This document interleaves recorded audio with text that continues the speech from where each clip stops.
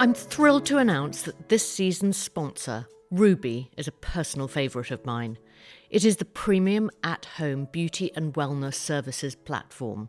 Ruby works with an incredible network of expert professional beauty and wellness therapists that can be booked directly to your home to deliver a host of treatments, from blow dries to manicures, makeup and massages.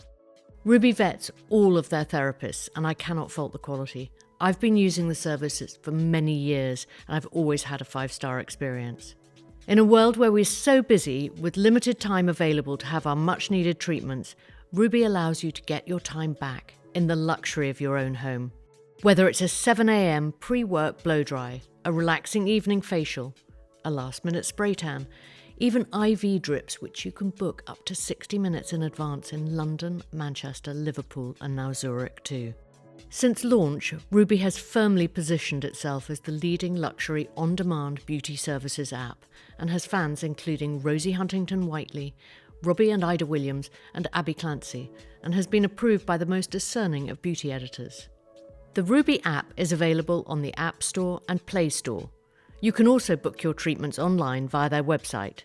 It is super simple to use, and when you book, use the code STYLEDNA for £20 off your first treatment. Today, I'm going on a style journey with Alexandra Shulman CBE. Alex was the longest-serving editor-in-chief of British Vogue and after 25 years stepped down in 2017. She's now an author, speaker and journalist, specialising in fashion, media, retail, social observation and women's issues.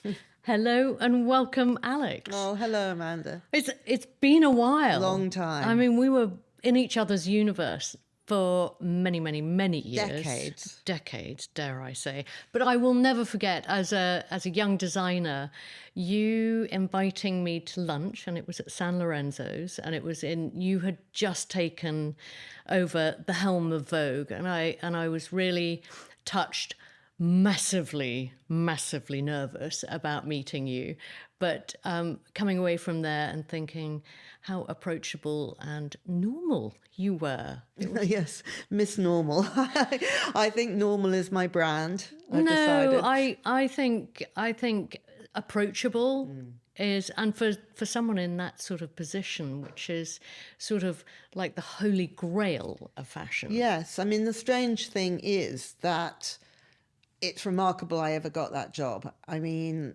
I knew nothing about fashion when I went to Vogue. I mean, I knew less about fashion than you would think was possible to know about fashion. I knew so little because I knew a little bit because I'd edited GQ magazine. So I was sort of aware of sort of the fashion shows thing through GQ. But I didn't really go. I only went once to the fashion shows with them. And though I had been on Vogue in the features department, which was all about everything other than fashion, it was kind of like complete chalk and cheese. Nobody from the features department had anything to do with the fashion, and nobody in the fashion department had anything to do with features. We were separate sides of the corridor in the magazine. So I kind of quite arrived... literally, I would imagine. Literally. And I arrived at Vogue and I knew nothing, but I always say to people, ignorance is bliss. If I'd known how little I knew, I might never have had the nerve to do the job. But I think sometimes it's a massive benefit to bring someone right from the outside in. It's a much more objective view. You're not going to be sort of coloured by any influences that you have already. Well, it was... because of the time it was. I mean, I think when one looks back over Vogue editors, and I've done a lot of that over the years, sort of generations of Vogue editors, basically they are of their time. And I arrived in 1992 and, we were in a recession. British fashion industry was changing, and you suddenly were having all these guys like, McQueen and Hussein Chalayan and Galliano coming out of the colleges. So you had this kind of youth kind of pack coming up. But more importantly, I think, or just as importantly, the high street was just beginning to really take off. And so fashion became much more something that everybody could have a piece of. And because of that kind of democratization, I think my take on it had more relevance than possibly it would have done in the 80s, when it was more about, the few big brands that people knew, like Chanel and Armani, and actually there were British designers, great British designers then, but very much high end. So yeah, I was sort of right place, right time, right place. Well, it certainly worked. I mean, out of interest, who do you think, or what magazines do you look at now as an outsider? Well, I don't really read fashion magazines. I get Vogue. In fact, I was just reading the new issue of Vogue at breakfast this morning and thinking how good. I think Choma's doing a great job with it, and it has a really nice mixture of sort of fashion and features, and it feels quite alive and on the ball. But other than Vogue, I read a lot of interiors magazines, like Interiors and House and Garden, and a lot of periodicals, really. So like London Review of Books and the New Yorker and the Spectator. And I read all the time. I mean, in our bathroom, right, we've just got this huge stack of periodicals that sits there getting bigger and bigger because we've got too many to ever get through. But you're both the same. You both are my partner and I are both big journalists. readers. Yeah. I've absolutely loved listening to your dulcet tones in your book. Oh, thank you. Clothes and Other Things That Matter. In fact, I ordered one and it hasn't arrived because I wanted to get you to sign it. But I absolutely loved that because it's sort of, I suppose, in a way, a bit like this podcast, talking about our relationship with clothes and our memories attached to them. And I just wondered what inspired you to write that book. Well, it's sort of the clue is in the title. It is the other things that matter, that I was really interested in how you could look at, which you're doing here, how you can look at sort of other aspects of life through how people feel about their clothes. And I guess, well, to be completely honest, I needed something to do when I left Vogue. I mean, I left Vogue and I had no idea what I was going to do with myself. I mean, again, looking back, I think, how was I really sort of brave enough to do that? Because, it wasn't like I had a huge sort of fortune behind me. I needed to earn money. And so when I left, one of the things I thought, well, I know I can write, so I should try and do another book. And it was really, I think it was really looking at my wardrobe, actually, and sort of looking through it and thinking about how I felt about items in it. And I was quite inspired by Nigel Slater's book, Toast, where he writes a kind of autobiography through different foods. So I guess I sort of slightly copied that. I thought I can do a sort of memoir, but not a book all about me, just taking different items of clothes. And I really, really like that book. I'm very proud of it. The only thing is that I've sort of written everything I've got to say in that book on every subject. So I'm struggling to find a new one. But you write a weekly column for the Mail on Sunday, yeah. And how does that work? Do you literally say, I want to write about this, this, and this? Yeah, I mean, I am unbelievably fortunate. I mean, I think I've touch wood, because how could I be? My editor is called Ted Verity, who hired me, I think it was 2018. And when I went to see him, I said, look, Ted, I'm not really a male writer, I don't share all your politics, and I don't have that kind of very sort of popular polemical voice that, a lot of your writers have. And it's very kind of you to offer me a gig writing for you, but I just don't think that I'm going to be the person that you want. And he was just so nice. He said, I've got the people who can do that. I want you to be you. He calls me Island Alex. So most of the time, I think hardly ever has he ever objected. I talk to him every Thursday morning when I know what I'm going to write, and I tell him what my ideas are. And he will sometimes say he thinks one thing's more interesting than another. And when he doesn't like an idea, he says nothing. So I always know which ones he doesn't like. There's a silence. But he never says, you can't write that. And, I don't agree with it, or you can't write it. So so long as I sort of write something quite lively, I think he lets me get on with it. But today we're going on your style journey, and I just wondered how you decided what you were going to put on today. Okay. Well, I did think about it. I thought Amanda's really chic, and I can't possibly turn up sort of just in something really sort of scrubby and old. But on the other hand, she's going to ask me what I'm wearing, so I can't wear something that sort of isn't really me. So I was having a think, and I thought, well, I also know that you film it, so I know that it's kind of table up. People can see what I'm wearing at the top, so hence there's a brooch. Love that. I know, pins. Is there a story behind the brooch? No, not really, except for the fact that in the book, Clothes and Other Things That Matter, I did a chapter on brooches and pins, and I was absolutely transfixed by Madeleine Albright's Me too. collection, where she wore brooches To message. To message. Yeah. So I've rather taken to brooches. This one doesn't have a message, actually. I was going to say, so what It's am I Hungarian- receiving? It's Hungarian paste. I just think it's very pretty. I think you're just receiving somebody that likes something a bit decorative. It looks really expensive and really real.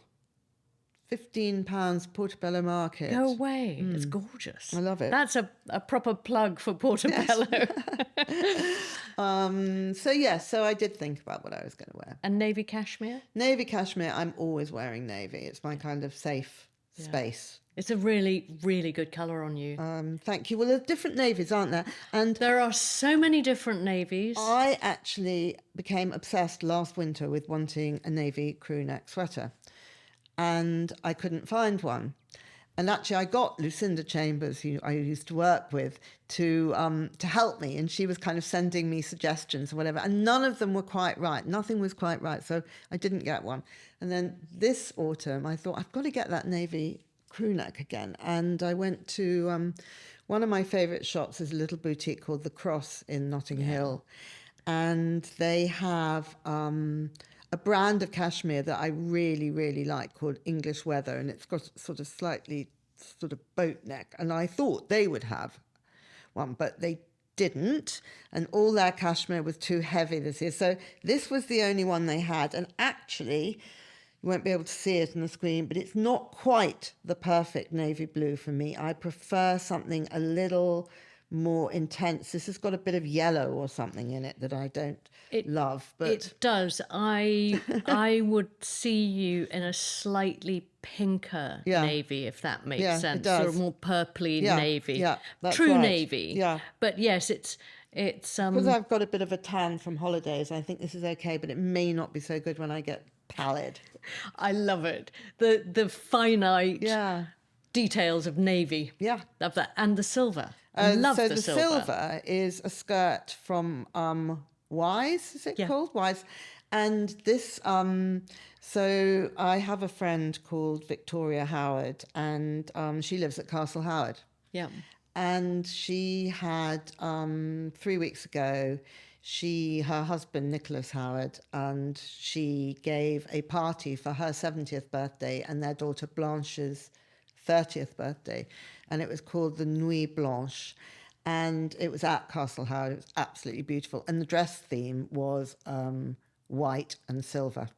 So I got the skirt for the silver. What did you wear on top? I wore a white beaded Jenny Packham top that I got. Old or new? Old. Lovely. Yeah. Lovely. Shopping in your wardrobe. Now, you grew up in London. Was your mother very stylish? Well, my mum, who's 97 now, is still stylish. Yes, she loved clothes. And Because she had a hell of a career, didn't yeah, she? she was a journalist all her life, and only gave up really in her 80s. And because she worked full time, so the only time really that we got to see her when we were little was when she was getting dressed, I realised. And we'd go into, her bedroom because she'd be getting dressed to go to work, and then we'd go to school, and then she wasn't there when we got back because she was still working.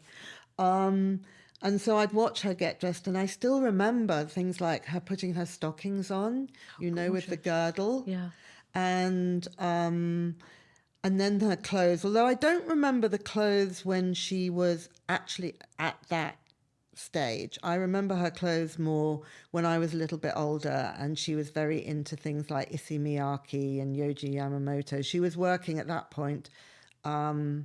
She was editing Brides magazine for Condé Nast. That was quite early days for Yohji and Karl. No, she was very forward thinking. But I love the thought of you as a little girl watching your mother put on her suspender belt. Yeah, and it seemed so glamorous. Yes. I couldn't wait to wear stockings. And do you remember the first moment that you tried on? Yes, I do. Oh my God, yes. So by that time, that girdle, thank God, had gone. But you had those little suspender belts, with sort of that suspenders. Cut into everything. Yes, absolutely. But I was very young, I think, then. I mean, I must have been maybe 12 or something or other. I was so desperate to wear stockings. So I had my stockings and suspender belt, but I can't have worn it very often because you couldn't wear them to school or anything. So I think it was... But do you remember the first time you put something on that you felt transformed by it? No, not really. I have very clear memories of bits of clothing that made me feel good, but they didn't transform me into being anything other than what I was. So what was that first bit of clothing that made you feel really good, or otherwise, or not? Yes, well, lots of things when I was little that made me feel otherwise. Most of my clothes when I was little, such as tartan trousers. My mother used to make me wear hideous tartan trousers, scratchy sort of tweed dresses that were sort of the mode at that time. It would kind of shift, it was in the 60s. And there was a shop round the corner. I think it was called Deborah Davis, but I might be wrong. And she made these kind of scratchy tweed shifts, mini shifts that we had. But at the same time, there was Kids in Gear, which was heaven on earth. And I had these big kind of Kids in Gear belts that you could wear with beaded boleros and flares. And that was all, 10 or 11 kind of thing. Kids in Gear in the King's Road. And were you choosing that yourself, or were you going with your mother? Must have been going with my mother, yeah. Yeah. But did you wear a school uniform? My primary school was a school called Lady Eden's. Not only did we wear a uniform, we had to wear gloves. Oh my goodness. Yeah, gloves and white gloves in the summer and, woolen gloves in the winter and pinafores and boaters, the whole shebang. And then I went to St. Paul's in Hammersmith, where you didn't have to wear a uniform, but you did have to wear a coat until I think it was like the third year there. And we used to go to school on the school bus. And it's so weird, this really, because you didn't have to wear a uniform, but I was really jealous of the girls on the school bus who went to another school in West London, which was Godolphin and Latimer, and they did have to wear a uniform, and they were proper St. Trinians, they all had these kind of mini skirts. Yes, exactly. I was really jealous of that. I don't know why I didn't think, I suppose my mum wouldn't let me go out like that in my own clothes, but... But did you feel pressure back then to come up with your school look? I was quite rebellious in terms of clothes. The teachers didn't like sort of what I wore. I was always getting told off for it. And because it was sort of not, it was just a bit too probably a bit too hippie, a bit too trendy, always been a bit too hippie. And when I got the Vogue, everyone sort of said, oh, hippie's gone to Vogue. But there wasn't, I don't recollect that kind of pressure that people say about schools with no uniform, with everybody being very competitive about clothes. I don't think we were in those days. It was the 70s, and I just don't think people had that same feeling about, you know, there were no brand, none of us wore brand names. We all dressed out of jumble sales. There was a brand name, it was Bieber and Laura Ashley, the two brand names. And then Miss Selfridge. And then Miss Selfridge, yeah. And then more and more and more came. Yeah. But what do you think was your light bulb moment in terms of fashion? gosh, I'm not sure I've ever felt that way. I'm very schizophrenic about the way I dress and clothes. You know, sometimes I'm all kind of navy blue and quite tailored, and then sometimes I'm all completely kind of bright pink and sequins, and I have, I think, like a lot of people, you know, there are moments when I feel, yes, I've got it now. This looks good. I'm right. And then, you know, a few months later, suddenly it doesn't feel that way. It all sort of feels suddenly all wrong. Is there someone that you would go shopping with that you really trust their opinion? No. You just go to yourself? Absolutely not. Can't bear shopping with other people. I go shopping by myself. Anywhere in particular that you love? No, actually, a wide variety. You know, I mean, I'm not brilliant in department stores. They kind of freak me out. But Yep. I might go and have a look in like Selfridges and sort of see what's there and get an idea for maybe what designer's doing what. I used to wear a lot of Prada. Prada's become so expensive now. I mean, it's just unbelievable now. It's eye-watering, isn't it? Yeah, something I mean, it's completely beautiful. Yeah, but something completely different. I mean, it used to be what we could all buy if we sort of saved up. And now, you know, And it'll had a Vogue discount. and had a Vogue discount. Now, and had a Vogue discount. And if anyone's listening in Prada, do I still have a discount? I hope you do. I wouldn't dare ask. But now it's like, you know, the skirt I last wanted there was £7,000, but I'm not going to buy a Prada skirt for £7,000. But I sort of know there are designers that I know I like I like Grace Wales Bonner, so I'll have a look and see what she's got. Saloni I like. Who else do I like? All dropped off my head at the moment. But, you know, I'll look first of all at the designers that I last bought and see what they're doing. Erdem, I love Erdem. But that's not cheap either. No, but it's not Prada. Now, you famously edited Vogue for 25 years. Do you remember what you wore on that very first day in the job? I went to Brown's and I bought a Lolita Lempicka black jacket with zips all over it. And I already had a black skirt. So, and in fact, all the pictures, the press coverage of that show me in that sort of scimitar kind of zips everywhere. I think I wore, which I feel slightly agonised about, but I think what I wore the first day was a Joseph bright turquoise sort of coat jacket, sort of to the knee, with a pair of black trousers underneath it, and it had silver buttons. Why are you agonised about that? I don't know, because I think probably it didn't look great. During your tenure at Vogue, you've had to dress for some pretty big moments. I mean, 100 years, you know, and it's been well documented, but you were asked by the then Kate Middleton for your list of your suggestions as to who would be good designers. I'd be fascinated to know who was on that list. You know, and then you didn't know who she'd chosen until the day. But you actually attended the wedding itself. What did you wear? Well, first of all, I strongly advised McQueen because I thought she'd get on with Sarah Burton. I thought that was genius, by the way. I thought it was so right. And it had to be a British designer. And there weren't that many people who would have... There was also a security element. So although there may have been sort of young, smaller designers, they just wouldn't have been able to deal with the security. So there weren't that many people that were actually in the frame. But Christopher Kane made me an outfit, and I've still got it. And it was a sort of sequined, but a sort of dull blue sort of sequined skirt, but so it sort of shimmered more than sparkled like this.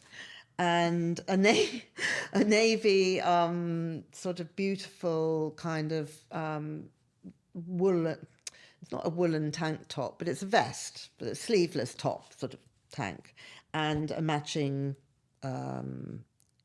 jacket, short. And I had a pair of Manolo blue shoes that I think I already had, pale blue shoes. And then Kate Halfpenny made me this. I don't really, well, I do wear hats a bit now, but I didn't like the idea of wearing a hat. But she made me a kind of headdress. And so I showed her what I was wearing, and she made a headdress to go with it. And yeah, I've got all of that. Ever It was worn very it again? exciting. Not all in one go. I've worn the tops a lot. I wore the headdress when I went to collect my CBE. Interesting. What else did you wear for your CBE? That I wore a navy again. Funny that. Yeah, Forte and Forte. It's a beautiful coat, actually, and I was wearing it the other day, and it had this kind of, it's like a loose coat. It was in a kind of a linen, not structured, and it's got the most beautiful dark aquamarine satin trim on it, and I can't remember what I wore under that because I don't think you could see it. I remember when I got my OBE, non-swanks, I wore Louis Vuitton bright pink jacket, one of the sort of Marc Jacobs collections, which had sort of these lovely raffia buttons, and it was very fitted and waisted. And I've still got that. I can't quite find another time to wear that. That one's a harder one. Do you archive your sort of those important... No, I wish I had. I wish I'd kept things. I mean, I gave so many things away. When I think of what I gave away, I can scarcely bear it. I know, because when I was listening to your book, because I listened to it rather than read it, and you talk about you have 500 and something pieces in your wardrobe, I thought, my God, that's actually, when you count in bras and knickers and... Not that much. It's not that much. Did you do a massive clear out after Vogue? No, I just gave away all the time I was All there. the time? I gave clothes. I've still got a lovely green skirt of yours with, a zip Oh, up good. the back, dark green, yes, which is absolutely lovely. I wear it when I want to look really smart. I think you wore that to our 25th anniversary dinner. Yes. At Harry's. That's right. Yes. That's absolutely right. God, I had amazing Gucci pieces, Prada, Alberto Ferretti, Armani. I gave them away. I gave a lot of them to Oxfam. Oh, my God. I know.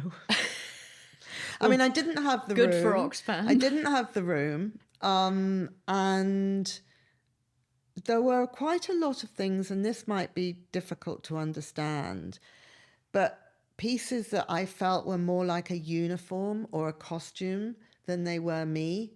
So I didn't have an emotional attachment to them. I mean, I wish I had them now because they wouldn't be work anymore. They're just They're just beautiful pieces, and I would love to wear them. But at the time, they seemed to me, to be a uniform. So I didn't mind giving them away. I mean, I'm always fascinated by the show season. It's incredibly intense. You're there watching 6, 8, 10 shows even in a day. Maybe as editor, probably more like 6. Often 10. Yep. And you were going literally from New York, possibly straight to Milan. How did you plan your wardrobe during that time? That was a sort of pressure moment because you did have to have new clothes, really. You did have to show that you were sort of aware that the season had changed. So it was a sort of manic shopping trip before the shows. So when I'm just trying to think, because it used to be actually that New York came at the end in the 90s, you remember? Yep. And I think London was first. Yes, I think you're right. So, and then it would be Milan and Paris, and then there was a gap until New York. So, London you didn't really have to sort of worry about because you were at home. Paris and Milan, that packing was quite a big thing. I just took a lot of luggage.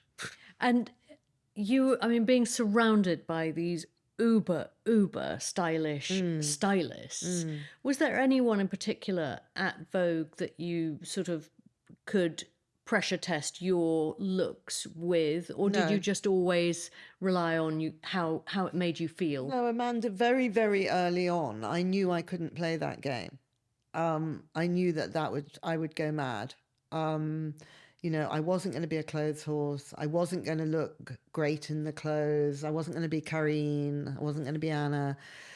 I was going to be me. And so I never felt any need to sort of run my looks through other people. And I think actually they were probably horrified sometimes. It wasn't as much to run your looks through. It was just you had so much talent around you, and I think of people like Kate Phelan, who is the classic white shirt, blue jeans wonderful girl. But Kate Phelan's a classic white shirt, blue jeans girl. I couldn't wear white shirt, blue jeans. And I'm not suggesting you would, but she's also a brilliant stylist. Yes, I'm just trying to think. No, not really. I don't think I ever did do that. Don't think it ever occurred to me, actually. Vogue House must have been a revolving door of fantastic freebies walking through the door day and night from brands trying to curry favour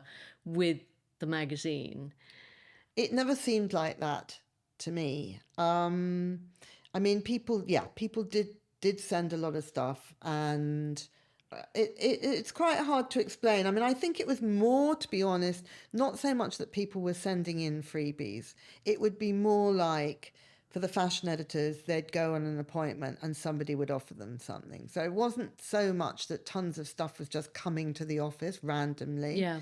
It was more kind of individualized than that. And then there was this point back in the 2000s and something where my boss, Jonathan Newhouse, suddenly got the kind of started to think that everybody had to behave more ethically, and he put in place a kind of gifting policy, which basically meant that you couldn't accept a gift, in theory, and that you had to pay into a charity. If you wanted to keep a handbag, say you gave me a handbag, if I wanted to keep that handbag, I would have to make a donation to charity that was a kind of, not just £5.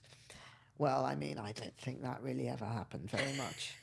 It's part of the job. It's a nice idea. And then I would see other editors in other magazines, other Vogue editors, nameless, draped in free furs and things. And I was thinking, well, they're definitely not making a contribution to the charity fund. The equivalent of the value of said fur. I can't imagine, just sort of talk me through when you would arrive in Paris for the couture shows and you would go up into your beautiful room. Beautiful room. And would it be filled with flowers? Filled with flowers.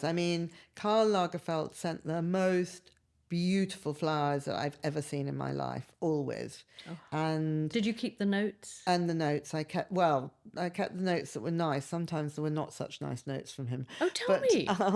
There was one time when he went completely furious about a book review that we ran in Vogue, which was about a very, very good book called The Beautiful Fool, which was about Karl and Saint Laurent, and written by a very good journalist, Alicia Drake, who we had used in the magazine. And Karl hated the book, and he was absolutely furious that we had run a review.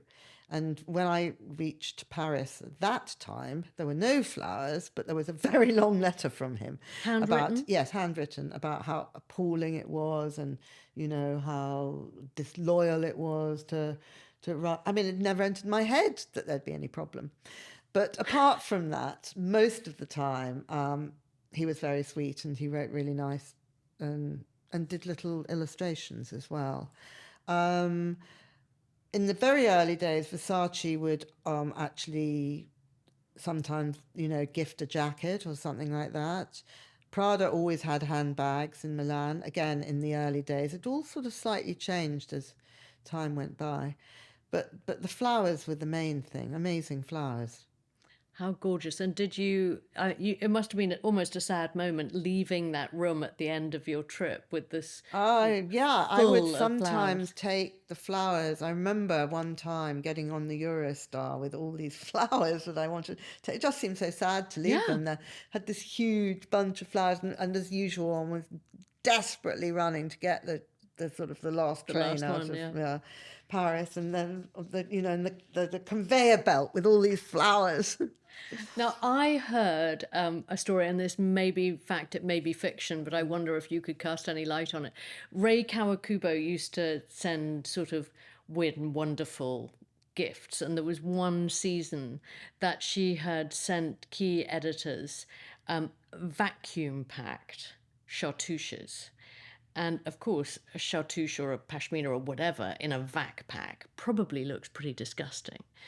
And that a lot of the editors took one look at it and didn't even open it and flung it. That must have been before my time, or otherwise she didn't think it was worth sending to me. Can you imagine the grief that Yes. the sort of self-pity you would Yes. feel? They would have felt so stupid.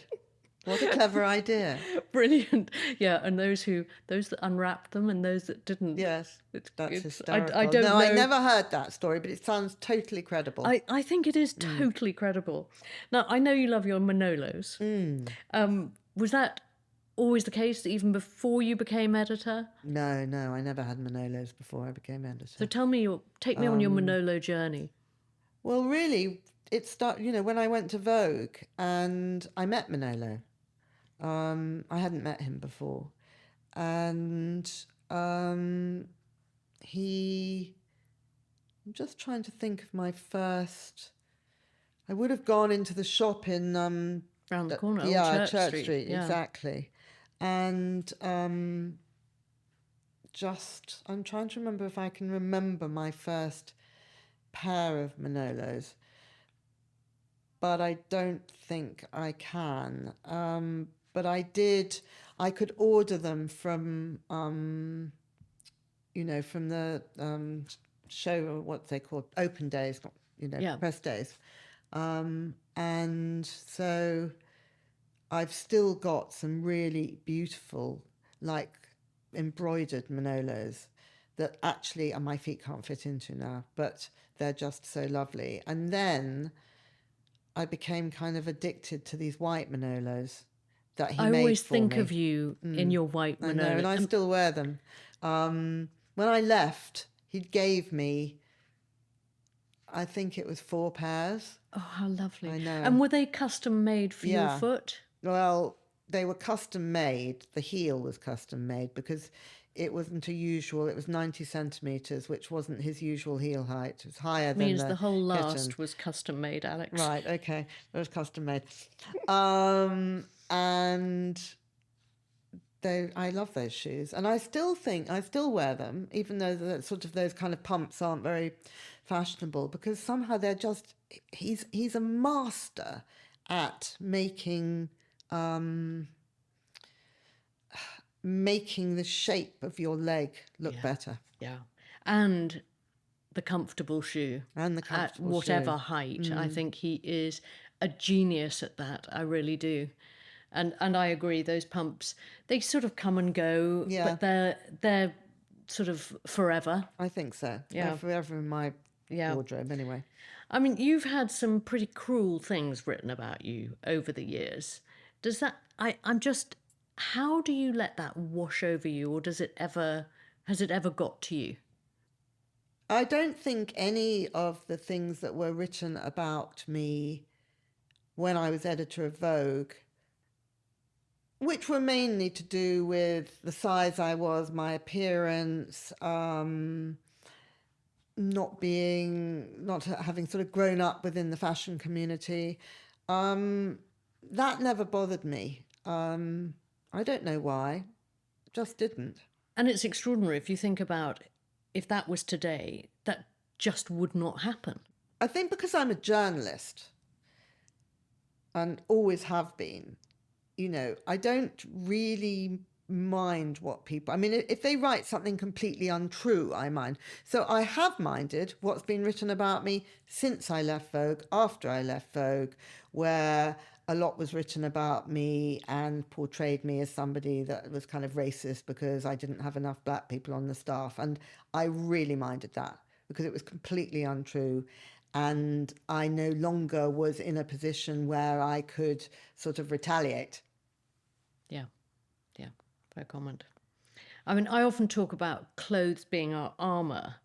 Do you think you've ever used clothes in a protective way? Absolutely. I think that I use clothes, I use clothes as, sometimes now in my life, it's, I'll have a real mixture of things that I'm doing in a day.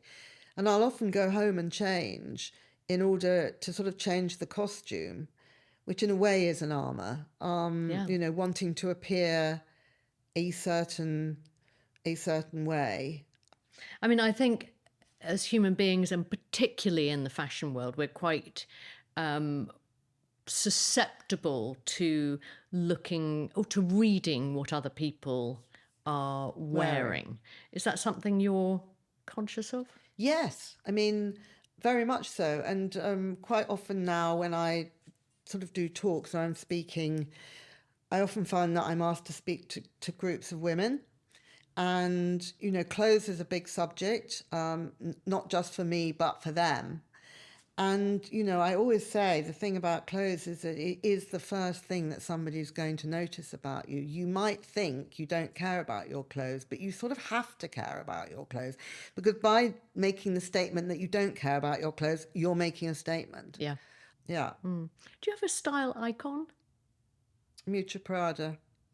Why? I love Miuccia Prada. So one of the things I most enjoyed when I edited Vogue was to meet Miuccia in Milan. I mean, she was quite frightening because she sort of doesn't take, she's clever.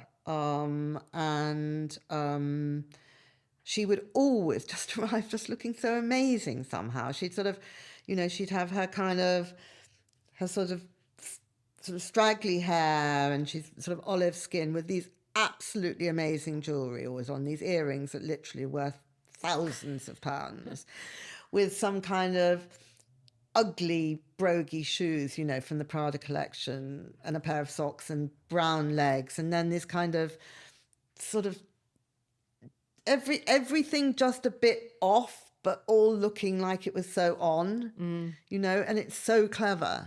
And I think I've never seen her not look fabulous. Absolutely. And, whether she's wearing a kind of, sometimes she wears sort of these little kind of trouser suits, sort of narrow sort of capri pant trouser suits, which look so great. But then she'll always kind of wear them with these heavy shoes, Yeah, I mean, it's always just that little bit off, but it's so right. Yeah.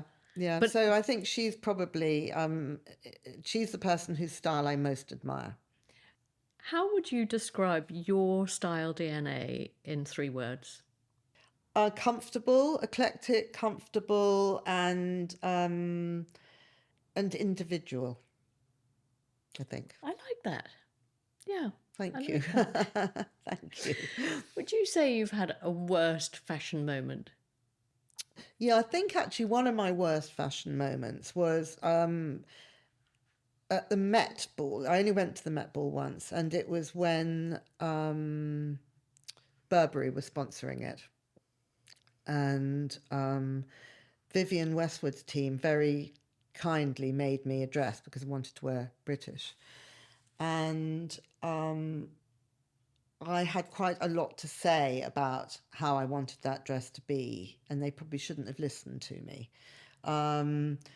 because I didn't want, I thought, to have a kind of Vivienne Westwood sort of corseted kind of big sort of dress. So I ended up with a kind of grey tube dress with that was a sort of bustier, but it basically just looked like a grey tube, and it just was. I just did look really frumpy in it. What It was the not theme good. of that Met Ball? Anglomania.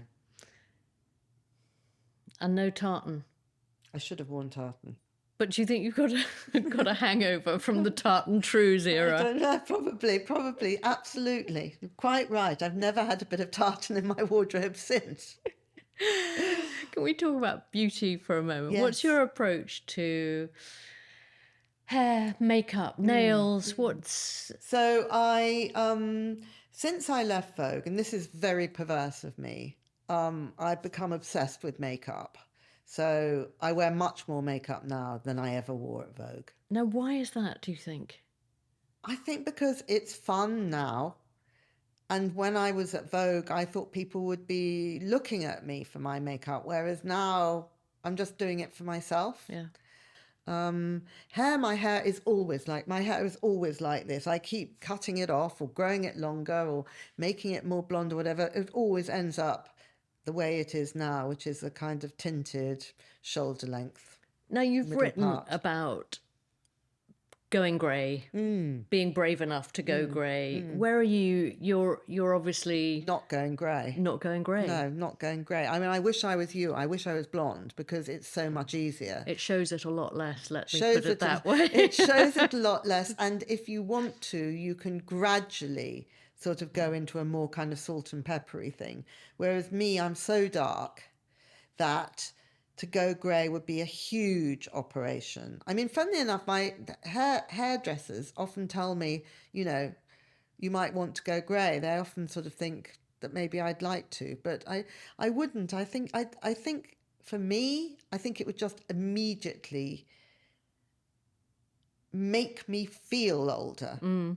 As a woman in her 60s, what's your view on how brands and the fashion world market to your age group?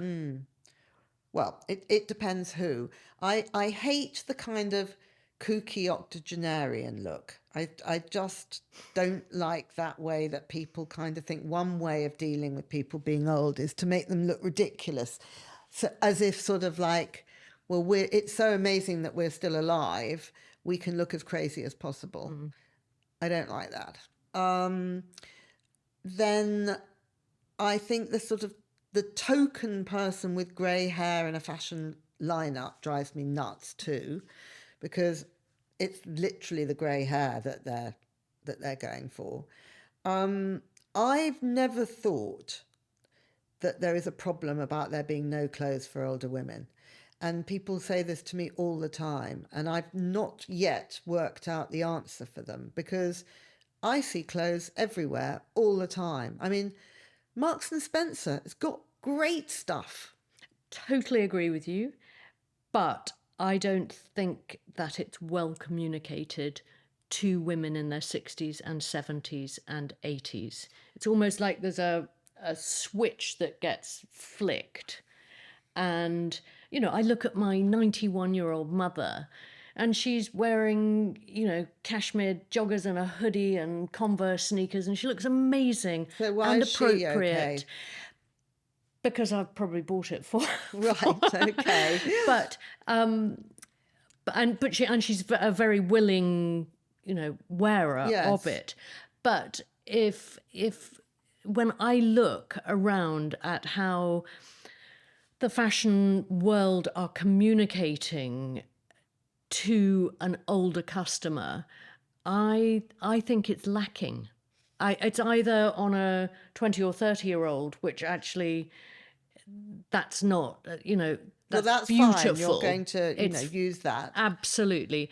But I think there's this sort of gaping great gap of how do, you know, we've got all these women who have never looked better, never been wiser and more capable and allowed to be. And yet there's very few people around sort of showing them how to?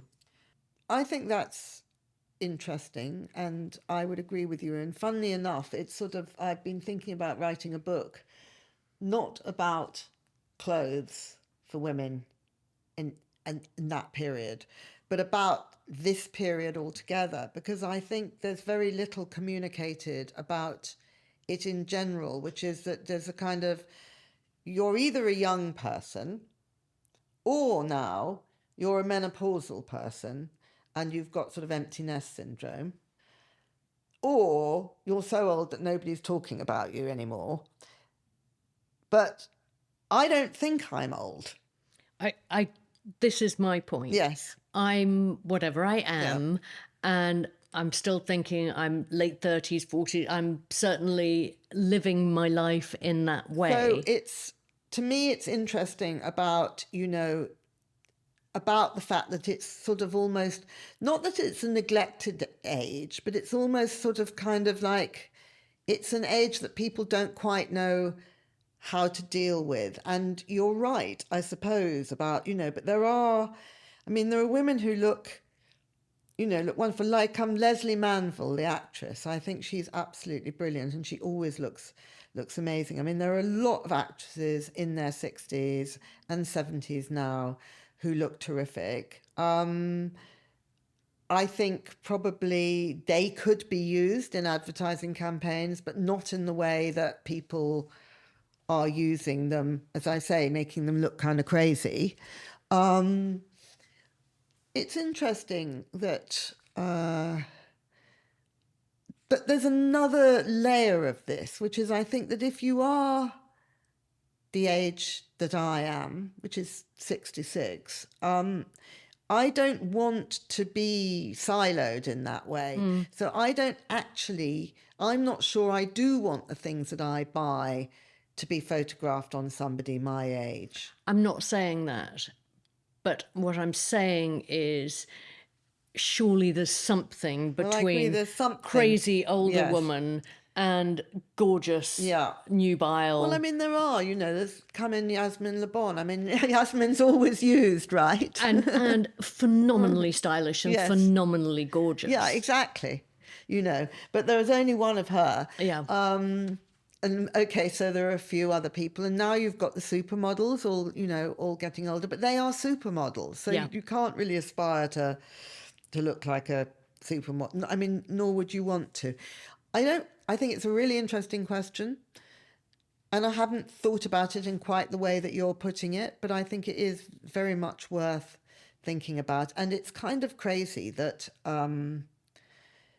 Given the grey pound, as they call it.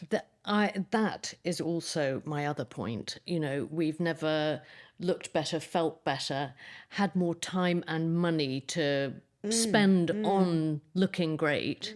I went to a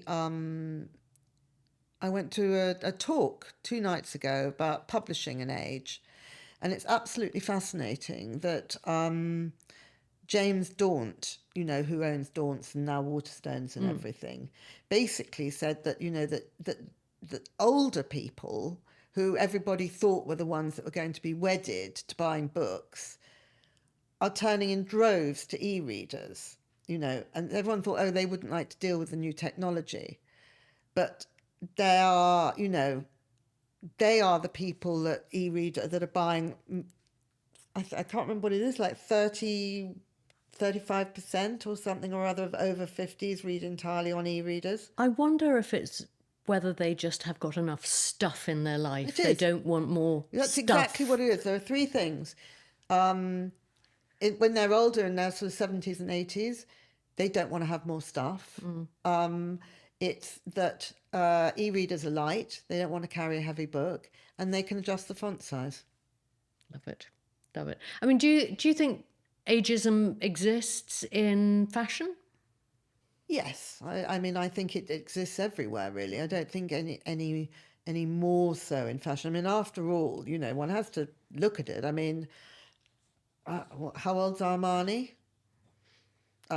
Mucha's no spring chicken. Even Nicolas Gasquier now must be, getting old. I mean, all the big designers, Ralph Lauren, they're all, older. So, but I don't think that necessarily is reflected in their teams and in their collections. No, but I'm not sure. I think it should be. Before we spin on to some quickfires, what's your approach to sustainable fashion? Well, I mean, it has to be sort of pro. I don't think anybody wants unsustainable fashion. I think it's very complicated. Quite often in all these environmental issues, if you really drill into the nuts and bolts, you'll see that something that appears to be doing something that's good is actually causing another problem somewhere. And I think the fashion industry, has a lot of that. I also think that although I think, obviously sort of sweatshop fast fashion is appalling and should just be banned, I do think that the idea of people being able to get, cheap clothes is important. I think it's a quite sort of overly privileged thing to snipe at some of those fast fashion brands, really, because they do enable people to have a choice and sort of follow fashion trends. So I think it's complicated. Totally agree. What is the oldest piece in your wardrobe? The most beautiful ball gown that I stole from a house that we rented for a long time when I was a teenager. And it's this incredible kind of 50s satin ball gown with an amazing sort of beaded top. And obviously it doesn't go anywhere near me now, and I haven't been able to wear it since I was 25. That is the oldest piece in my wardrobe. Hang on, you stole it? Yeah, it was. There were some clothes in that house that did not belong to us, and I took that ball gown. But I don't think the person who now owns the house would have wanted the ball gown then. Anyway, I hope. And probably won't be listening to this. Oh, Fingers I love crossed. it. I love it. Let's spin on some quickfires. What fashion advice would you give your 20-year-old self? Enjoy it. Fashion trend you'd most like to see make a comeback? I'm afraid, like everybody, the 70s. It is the answer that I hear most of the time. And I have to say, I just saw a screening of Maria, which is the film about Maria Callas with Angelina Jolie, and the 70s fashion is beyond in it. Oh, right. Good top tip. Fashion or beauty trend you would consign to room 101? Contouring. Your last impulse buy? What are they called? Greek sandals. Ancient Greek sandals in rubber for my holiday, sort of like jellies, but very chic jellies. Your views on tattoos? Oh, I wish I had one, but I think it's too late now. Grooming or well-being treatment you couldn't give up? I love a pedicure. High maintenance, low maintenance? Low. I am low maintenance. I wish I was higher maintenance. High end or high street? Definitely both. Crocs, cute or puke? I wouldn't have minded a pair of those Christopher Kane Crocs. They were good, weren't they? Sports luxe or rock and roll? Probably veer towards the rock and roll. Cashmere or cotton? Cashmere. Trilby or Tracy? Tracy. Trend or style? Style. Colour or monochrome? Colour. Pattern or plain? Probably plain. Hoarder or editor? Order. Hoarder. Oh, hoarder or editor. Hoarder for sure. Charity shop or resale? Charity shop. Shapewear or lingerie? Lingerie. Bikini or one piece? Bikini. And finally, traditional question at the end of the day, what do you or don't you wear in bed? Nothing. Alex, what a joy to reconnect with you. Thanks, Amanda. It's been fun. And talk all things style and fashion and Vogue and just go on this lovely journey with you. Thank you. Yeah, it's been great. Thank you for having me. Oh.